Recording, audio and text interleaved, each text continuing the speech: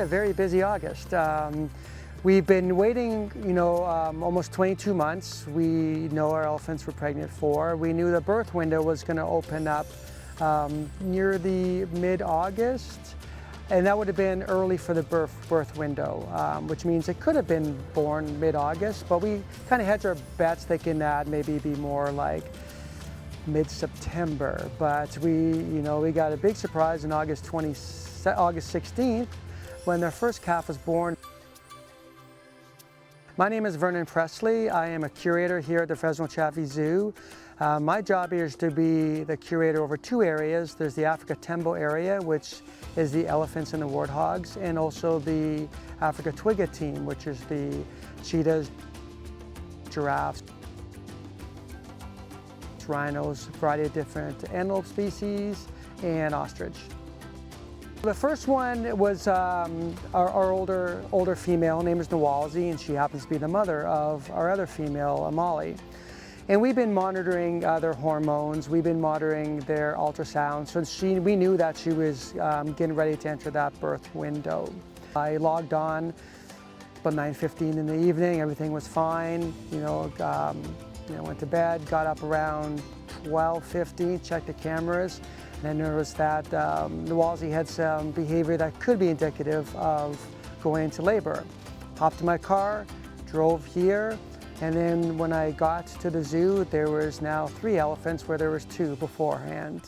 So that one really was when I checked the cameras to when I got here, was only about 20-25 minutes. The second baby, again, we're checking the hormones, and we knew that it was probably going to happen. The night before, Amahle was showing some different sleep behavior patterns, and at about 1:30 a.m. it just stopped. She stopped showing signs that she was in labor. Next morning, at that point we were on 24 hours. Everything was fine, and then we kind of heard a whoosh. Like, what was that? It was about 9:30 in the morning. We looked over and there's this huge pile of fluid underneath Amahle. We had not finished cleaning her stalls yet or night house yet, so we moved over to a pen and we started cleaning really fast. As we were cleaning, she started to do some contractions. So there's 4 of us. We never cleaned a pen so fast, I think, in our life. So we cleaned it real fast. We gave her access to that space. And she was with her mom and and Nolwazi's baby, and then she started going to contractions again. Baby came out, and she had the baby up in no time. From the time we saw her water break to the baby was standing, it was 20 minutes.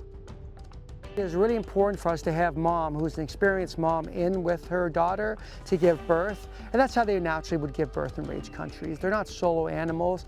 When a birthing event happens, the whole herd helps out. Amahle's herd is her mom, so it's very important for us to have them together. Nolwazi was great. She let Amahle do all the work. I think she was the grandmother or her mom, making sure that her daughter was doing the right job and didn't feel she needed to step in. Both our calves were a little on the short side, so they had trouble reaching the nipple for the mom. So they weren't nursing properly. This is not an uncommon thing, so we prepared our females by putting platforms and different objects underneath them, kind of a step stool. We wanted to make sure this calf had some nutrition, so that's when we started initiating what we call the assist feeding. That's when we had mom standing with us, put the platform underneath us, teaching the baby, kind of physically manipulating the baby up on the platform, putting their little trunks up and directing their faces up to the nipple. So that's baby number 1, was just fine doing that, and probably about day 3 he was nursing by himself. We didn't have to do that at all. Then we had the second baby born, and we decided to only go about 4 hours, and we noticed that baby wasn't nursing. We have experience with that assist feeding, so we went right doing that with Amahle.